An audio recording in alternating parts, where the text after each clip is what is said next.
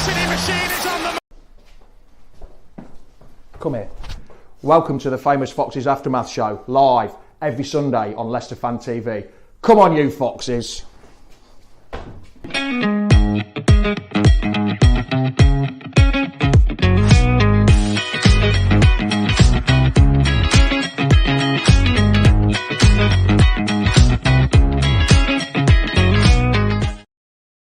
Good morning, Foxes. How the devil are you? How's your weekend been so far?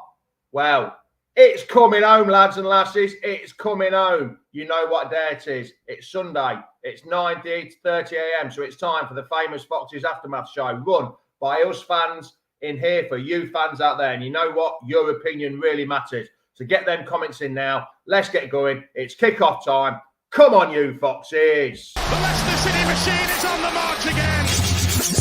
Leicester Fan TV presents a variety of content, like fan discussions, match analysis, and engaging with Leicester fans worldwide.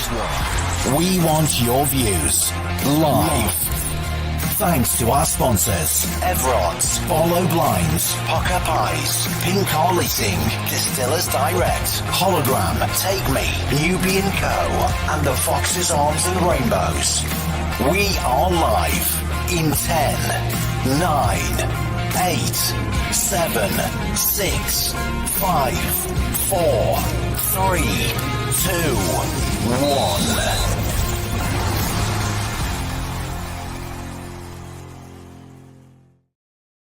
Good morning, all. How the devil are we? I hope you're well. I hope you're good.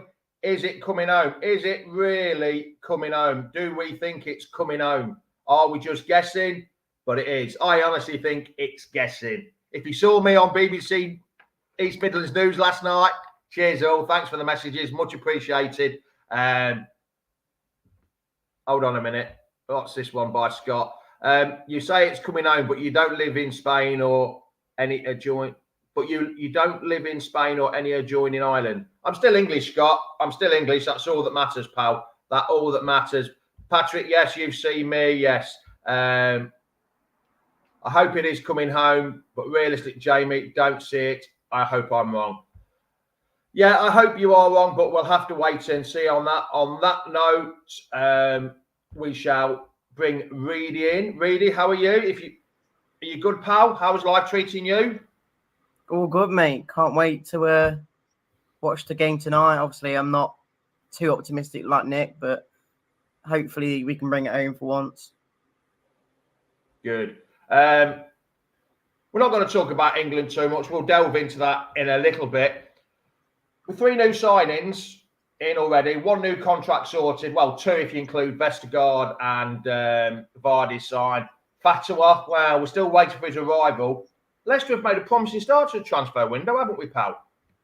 Very interesting, yes, mate. I would say now I'm very happy with what we've done so far. Again, I still think we need 1 or 2 more after Fatawa, but again, it's good signs to see. We've obviously got now that Decock over Reed in the team. Again, Premier League experience, good to see as well. And Didi, we all know that he is Premier League quality. I've said that I'm happy to have him sign back up if he plays in his natural role, in that more of a defensive role. And again, he's been with us 7 years now. He's going to be here till for another 3 more years to make it 10 years straight if he does stay that long. So again, good news for us. I just hope that we can bring maybe 1 or 2 more. 1 or 2 more in that can really bolster the team. Comment of the day. What has Reedy done to his hair? I said this straight away. Oh, yeah. Like Gray says, I've had my highlights done. It's all good. Oh, Reedy. Picked it up straight away. Quicker than what I have. Quicker when the dog picks a bone up. Anyway. Steve, is he there behind you? Steve's Cooper squad probably isn't quite ready for the Premier League. I think there'll be a few more bits done before we begin there, before we start the survival fight. I don't think there'll be any outs, but I still think there'll be a few more in. there is one on the list that we've been talking about this week that hopefully he might start a fire is old Matthias Soulé. Yeah. From Juve, 23-ish, 22, 23, I think. 25, 30 million. But it looks like Roma might just sneak in and grab him and keep him in Italy. Yeah. Everyone knows, obviously, I've said it over the last couple of shows that I'm not the biggest fan of this signing because I don't think we should be spending this much money when we're in this sort of financial area of at this time. That I don't think it's worth risking that much money into a player because for me, if we do get him for that £30 million, he has to hit the ground running. He has to do very well this season. Otherwise, it's like good or bust, if you know what I mean. Like he's got to do well. So I'm not too sure what to think about it. Don't get me wrong, I'll be happy if he does come, but he's only 21. Yeah. I thought he was 22, 23, but he's only 21. Yeah, he's obviously a highly rated youngster. Again, he did well when he was at Frosinone with Okoli last season. So it all depends on how he does, and if we want to spend that money, again, we're probably using the money that we got from Dewsbury all into that deal. So it just depends on how well he does if he does come. Because for me, I'd rather spend £10 million on 3 different players and bolster the squad more, even if it's probably not a higher level player. It just helps us with the team. And again, you can get players for £10 million for decent players. It's just, I'm guessing we really are interested in getting this one guy for the 30 alone. So, and like I said, I think Roma's probably going to have more of a pull than Leicester are at the moment. I mean, it depends what his ambitions are. His ambitions might be to play in the Premier League. He might do it for 2 or 3 years, and then Chelsea come calling and we double his money. You never know. But I'm not quite sure. I mean, I don't know an awful lot about him because I've been at work quite a bit this week. Centre mid or winger, that's what I've heard. Is which one is the more likely possibility of him being included in the squad? Or is it number 10, or is it on the wing? Mavididi cover, Fatua cover if he signs. What we thinking? Well, he is an out-and-out winger, but I've been told that he does play all around the front line. So as it stands, because obviously we've got Fatua not obviously signed yet, but he should be and will be the starting right wing. So it more than likely looks like he would play in that central role where probably Dewsbury would have been playing this season. So that's maybe why I'm not annoyed to spend that much money on a central attacking mid, because that central attacking mid role is quite a highly rated position, and you've got to pay the money for him. Other than if you get a free signing and whatnot. But again, would I prefer to get somebody cheaper and probably not as high level, but then have more money to spend elsewhere? Probably. But then, like I say, he can play in that that sort of 10 role. So it just depends where we start him. Because again, I would not want to start him over Fatua on the wing. So, are we buying a player that's out of position for that role? I don't know.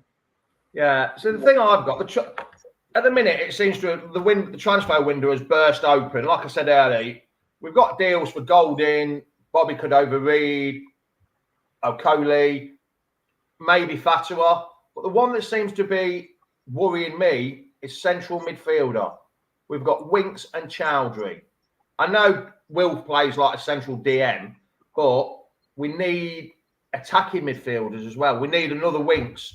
We don't need another Hamza because it is the same kind of role as Wilf. So that's the problem that's struggling I've got with me at the minute. Central midfielder. Yeah. Surely he's got to be looking at his strengths and thinking that's a position we need. Centre halves is fine. Centre forwards maybe, but centre midfield I think we're really struggling. Well, you've obviously not named Soulé, which again I don't think would be right to put him into the attacking role, but he is obviously there as well. We have lost quite a few midfielders in Pratt and a few others that, again, obviously Dewsbury, who's gone now.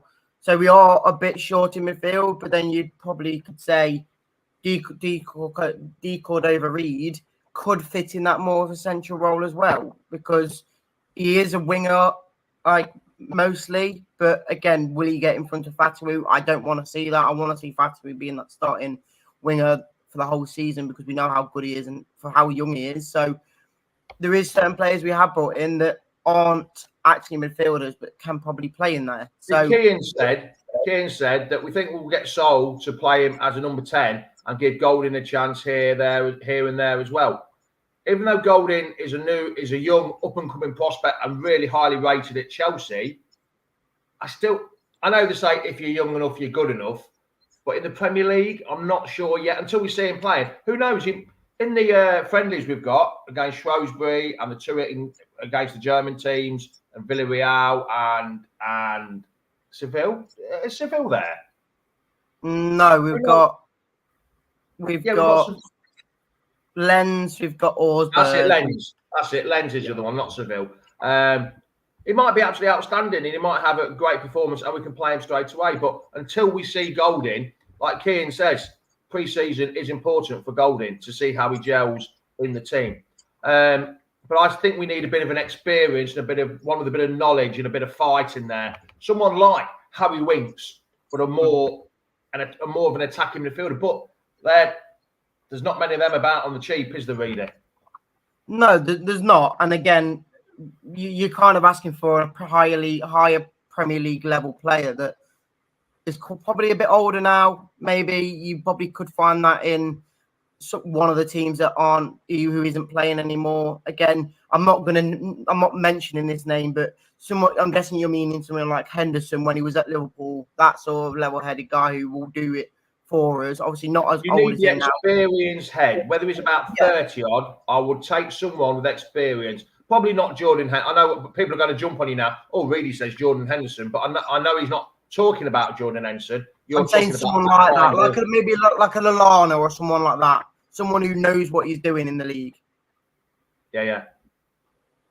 Because I can see Wilf dropping back to his normal position. I don't think he's going to be playing at high 8 like he was. Which is unfortunately, because I thought he played quite well there last year, and he looked like a completely different player.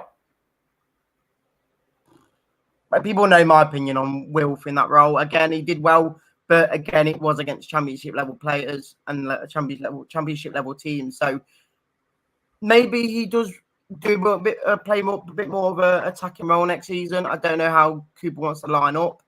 I really don't. But if he wants a two at the back, two defensive mids, then it's probably going to be Winks and Didi. But he might when you want one pivot. So then you do probably put Ndidi more of attacking box to box sort of role. So it depends on what Cooper wants to play.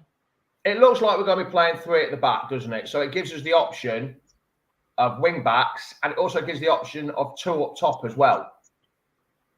Yeah, which is nice to see. But then we've only got 3 strikers. So what happens? What happens there? And like Chris says, will Ricky P play midfield or will he play wing back? I think for me, after Enzo's gone, it means that Ricardo's going to be playing back in his natural role. Again, people would say that he is a lot better than being at right back, but he's been playing at right back for how many years before Enzo came in? He was probably the highest level player to do that sort of role. So I could see why Enzo put him in that role. But I don't think putting him out of position into that sort of role again would be necessary when we know how good he is at right back for the past 6 or 7 years, how many years we've had him. So I think he'll be that right back or right wing back role for us. Yeah. Because I'll say again, we've got quite a few wing backs. Again, we've got JJ, we've got Christensen as it stands. There's a few that could really get Luke Thomas. Could Luke Thomas play? No. He's never getting any. We were talking about Wolf earlier. United team. We were talking about Wolf earlier, and hopefully it'll be back to life for him this year. But will it be his second contract with Leicester, or is he still on his first contract for Leicester, considering he had 10 days off in the middle, that he wasn't a Leicester player? So is he just finished his first spell and started his second spell, or is he on his first spell still, Reader? I think he'll be on his new contract again. That's his second spell then. So this will be his Yeah. second time at the club. It will be, yeah. It's basically a new signing because again his contract ran out. I don't unless they have extended it, but I'm pretty sure when they announced it, he said that he signed a new 3-year deal. So I mean, for footballers to go with 10 days without pay is nothing. For us mere mortals, 10 days is a lot of time, isn't it? yeah, There's one name being mentioned quite a lot this week, but we actually haven't mentioned it. This player from up the M69, Callum O'Hare. Why hasn't he been snapped up by not us, but anybody? Is there something wrong with him or in general? Apparently he failed his medical with us. That is only rumours, but apparently he was at Leicester and he was having a medical, but he failed it. And now apparently he's looking like he might be going somewhere like Leeds, which, don't get me wrong, this is where I'm like, I'd rather have had him on a free than go for somebody for £30 million. This is like completely different level. Like, yes, he might not be anywhere near high level compared to this guy, but he's, like I say, he's basically like a Maddison. We got him from the Championship, came up, done well for us, and now look at him, he's at Spurs. This guy could have come in, done brilliant for us, and then moved on again. I'm more than happy to take lower league players into this Premier League season, and hopefully they're a lot better than. It's like Ryan says, it's worth a punt. It is. I think for a free transfer, it's worth a punt. Yeah, I've already done 2 already, and you've missed them, really. That was the second one. Sorry, Gray. That was the second one. Let him go Leeds. Yeah, let him go Leeds. I don't know, but he might have a good time at Leeds, and we might be thinking, well, why didn't we go for him? He's a bit injury prone, said Simon. Yeah, he could be, especially if he's failed his fitness test. Like Jono says, it's a no-brainer. But yeah, free transfer for me. We signed Cannon with an injury. Yeah, we did actually, didn't we? We signed Cannon with an injury. He had a stress fracture of the back, however it's pronounced. I'm not sure which way it is, but he'd done his back in anyway, hadn't he? But really, what do you want to see this week? Because I think next week they go away, don't they? I think they fly sometime Wednesday or Thursday. I think it is. I'm not 100% sure on the dates. But I think Wednesday or Thursday, they go to their base in Europe. I think it's Austria, isn't it? Where they've been for the last few years. What do you want to see this week? Do you want to see more incomings or what is it? More team gelling or what do you want from them?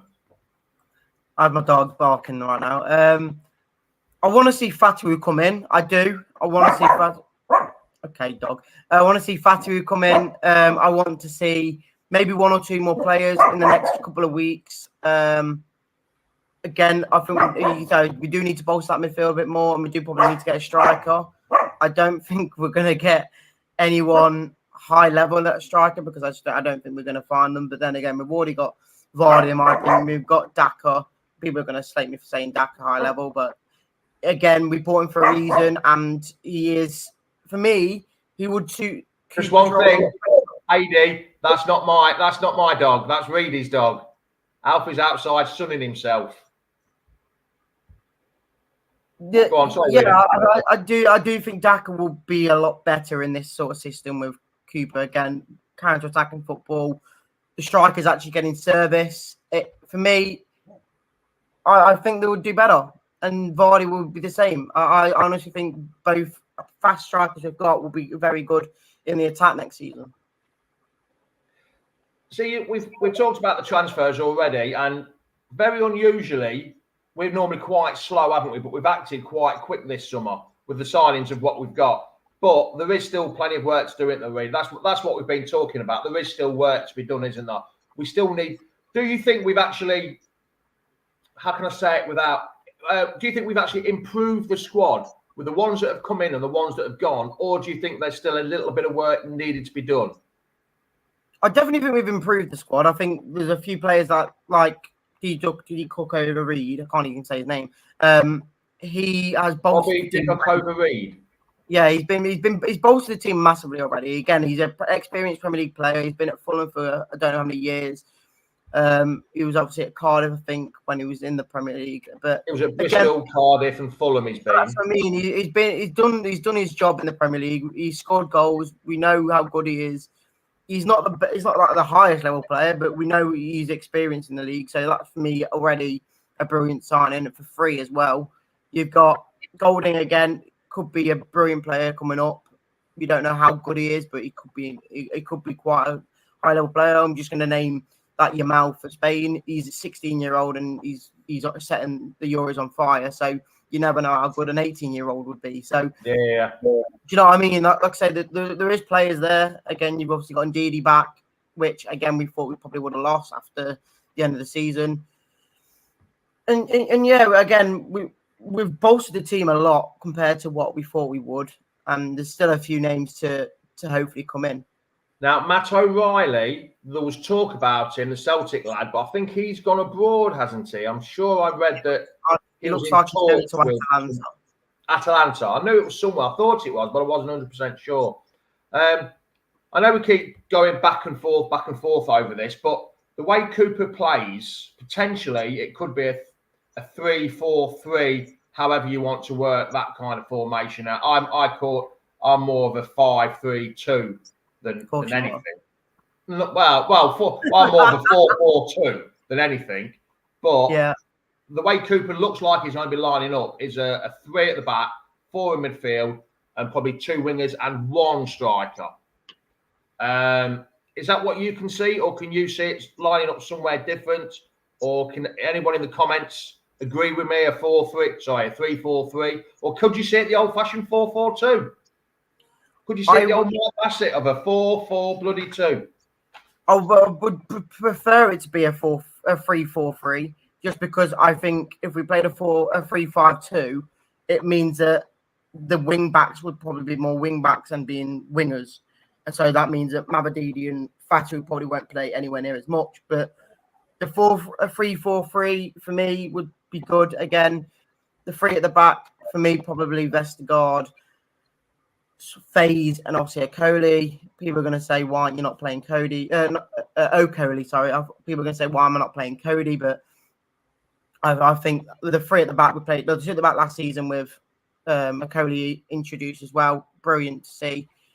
Wing backs or wingers, you probably have, again, Fatu and Mavididi with Vardy up front. And then midfield, you've got Winks and Didi. And then on the kind of wing backs there as well, you've obviously got probably Ricardo, who's more of a midfielder as well in that right side, and then the left side. It's all depending on what you want. Do you want JJ or Christensen? So as it stands, the team is for me getting there, but we just need to bolster the team even more now, and maybe even find someone else that can fill that spot that could get into the first team. But at the moment, if that lineup I've just said, I can't see many players coming in that would take their spot, to be honest. You've mentioned Chris Jansen a couple of times now today. Do you think he's got more of a chance of playing than Soumare? Could Chris Jansen, I know they play different positions, but could he be like more of a regular than Soumare? Or what do you think? Because they've both been away on loan. They're both wanting to leave because the old manager was here. They've come back. They're at training. Well, Chris Jansen isn't yet because of the Euros, but he will be. Do you think Chris Jansen will stand more of a chance than Soumare of playing regular game time in that lineup that you've mentioned? I don't know, because I really want to see Soumare have game time. I don't think he will. If he do play 3-4-3, I don't think he would fit in front of Winks or Ndidi. But again, would JJ get more of an opportunity than Christensen on that left side? I don't know, because it all depends on what Cooper wants. Again, from game to game, he might switch it up. He might play Christensen for some certain games because of the opponent we're playing against, and then some it might be JJ because he needs a bit more pace there. So I think there's a chance for everyone getting him game time. It all depends. Like, say, if this was Enzo, you wouldn't be seeing anyone changing really at all, because you'd always have the same 11 most of the year. But with Cooper, I'm hoping that we can get a bit of a change in the lineup, depending on who we're playing. So. Yeah, like Chaps just says, Christensen would overlap with Mavididi better than he did with Barnes the last time. Yes, I think that's right. Bottom line is from Imit Jamar. Bottom line, Leicester need a quality striker and a quality attacking midfield. Yeah, I've got to agree with that, because Vardy's not going to do it all season, is he? Daka's not going to do it all season. Canner's not going to do it. they've got probably have one striker. If you could put all three together, you'd probably make one decent striker. But you make one very good striker. You would do. So I think we need a decent striker, but I'm afraid, Emmett, there's not that many decent strikers out there at the minute. I'd rather spend that £30 million. I'd rather spend that £30 million on a striker, or if this Soulé comes in and he does play more of a striker role, then fair enough. But I'd rather spend this money that we're spending on this player into a high level striker that we could get from, let's say, I don't know. There is people on freeze at the moment, but there is still enough strikers that are around that you could probably spend that £30 million and get somebody who score goals. Now, Gray Richardson doesn't often. Gray Richardson doesn't often ask good questions. But a question for all of us: have we got a better chance of staying up with Cooper than Enzo? And my answer is yes, 100% a better chance, because Cooper has been in that dogfight before. Cooper has been in that fight before, and he knows how to play it, and he will change his style of football. Where Enzo will be struggling. That was just straight off the top of the head. I didn't even know I was going to say that then, Reedy, about a dogfight. So I've quieted him down now. It's all good. I'm stroking him while we're doing this so he doesn't bark. Play with his toys. So come on then, Enzo or Cooper, who had the best chance? What, stay up? Yeah. If we had Enzo or as we got Cooper? I would have liked to see an Enzo style in the Premier League and see how well it did. But I do think Cooper has a better chance of keeping us up because he's done it before with Forest. So I'd rather Cooper in this relegation battle season, but I would have liked to have seen what Enzo could have done, because you never know. People are saying it's going to be like Burnley where they tried and it just failed for him. But in my opinion, we did have higher level players. We did have at least Premier League players from the season we got relegated in to do that sort of system with. But then we'll now see as well how well Chelsea do with him, because they're in the Premier League as well. So I hope they do. I hope they do bad, but I did hope that Enzo would have done well for us. I never warmed to Enzo at all, as everyone knows. I never warmed to it. I saw through the outer coating. I saw what he was like. I never really warmed to him, to be honest. Cooper, I have, sort of, because he's up for a fight. What he's done in British football, winning the World Cup for the under-17s, which three of the players will be playing in that squad tonight, probably even starting them three. For what he did at Swansea, for what he's done at Forest, I think he was hard done to at Forest, because some of them players that weren't bought by him, were bought by the chairman that was just throwing money left, right and centre. So he had to work with what he's got.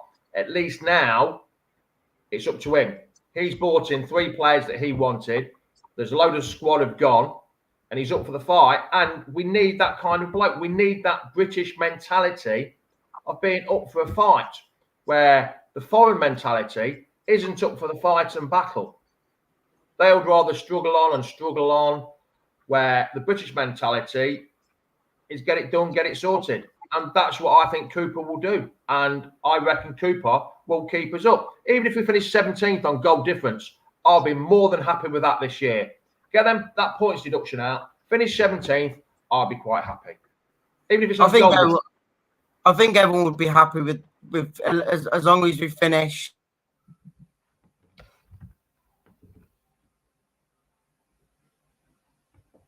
Reedy, can't hear you. You've gone. Reedy, sound's gone. You've muted yourself. Your mic's disconnected, mate. Is that better? That's better. I don't know what you're doing. Don't know. My computer's going messy. I was just playing the dog under the table. I was just saying that I do think as long as we stay up next season, I don't think anyone would care. I think if you gave us 17th now and we stayed up, then that's completely fine. We'd hope we can get higher than that, but again, it all depends on. It's only a couple of million per position in the table, isn't it? So yeah. As long as you finish 17th, I don't think you really care. I don't think it's about the money this year. Well, it is about the money, of course, but not about the finishing position. No. I think it's about staying up. As long as you stay up, and then you get the money for next year Yeah. and the money for the year after TV and stuff like that. That's what we've got to do. If you stay up, then you can start getting them debts sorted and get that bloody financial fair play off our sodding backs. Reader, I know you're not at home, and so your Wi-Fi's been a bit dodgy. You've been a bit blurry. The dog's been a bit noisy, but I'd say it's pretty damn good. You've done well this morning, pal. I shall see you. If I don't see you through the week, really, I shall see you through the window, mate. Be good. See you in a bit. Cheers, all. Cheers. Thanks for joining me. Bit of a rush today. Got a huge day. If you didn't know, England were playing in the Euros finals against Spain. I live in Spain, so it's going to be a huge night. If you are in Alcudia, please come and see us. Just remember, we've got tomorrow off. We're having a bank holiday tomorrow, so you can come and see us. Like I say, much appreciated again for getting up and watching us. Great figures again today. So it's ciao, ciao, adios, goodbye, yaki da. There's the final whistle. Come on, England! Thanks for watching Leicester Fan TV. Thanks to our sponsors, Everod's, Barlow Blinds, Booker Pies, Pink Car Leasing, Distillers Direct, Hologram, Take Me, Nubian Cow, The Fox's Arms and Rainbows. Run by the fans, for the fans. Follow us on socials at Leicester Fan TV and visit leicesterfantv.com for all the latest news, views and videos.